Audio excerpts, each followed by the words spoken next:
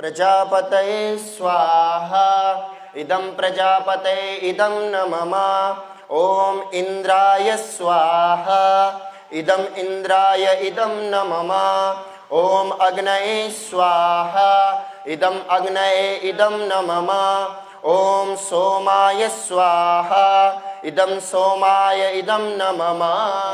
शंकरं शंकराचार्यं केशवं बादरायणं सूत्रभाष्यकृतो वन्दे भगवन्तो पुनः पुनः। भगवन्तो पुनः पुनः। आरति सद्गुरुदेव नमामि। परब्रह्म प्रभुवन्तर्यामि। आरति सद्गुरुदेव नमामि। परब्रह्म प्रभुवन्तर्यामि। भारत भूमि ऐसी पवित्र भूमि है, जब जब भी कुछ दिशा की आवश्यकता होती है तो ऐसे समय में कोई महापुरुष अवतरित होते हैं। एकात्म भाव से जब व्यक्ति जीवन का दर्शन अपने जीवन में अपना लेता है तो निश्चित रूपेण जीवन की दशा भी बदलती है और दिशा भी बदलती है, और जीवन व्यक्ति का व्यस्त रहते हुए भी स्वस्थ और मस्त रह सकता है। उसका केवल एक ही था कि न राग हो न द्वेष हो। क्यों है वो?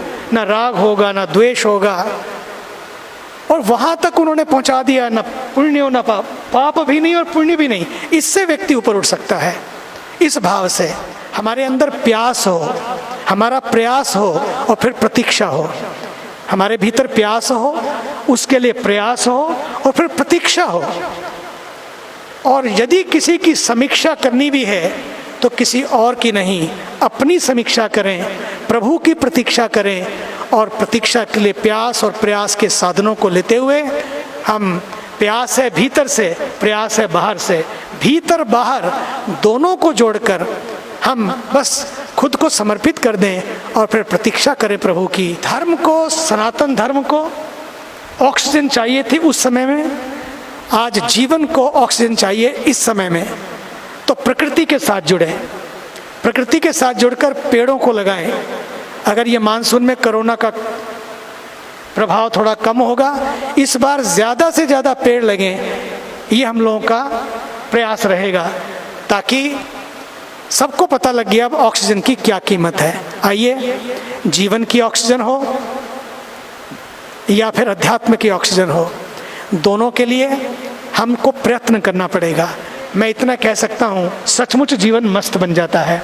बाहर की चीज़ें बहुत थोड़ी काम आती हैं, थोड़े समय के लिए काम आती हैं और कभी कभी काम आती हैं, लेकिन जो हर समय काम आएगी वो है भीतर की मस्ती, भीतर का आनंद। उसके लिए छोटी छोटी चीज़ों में ना उलझें।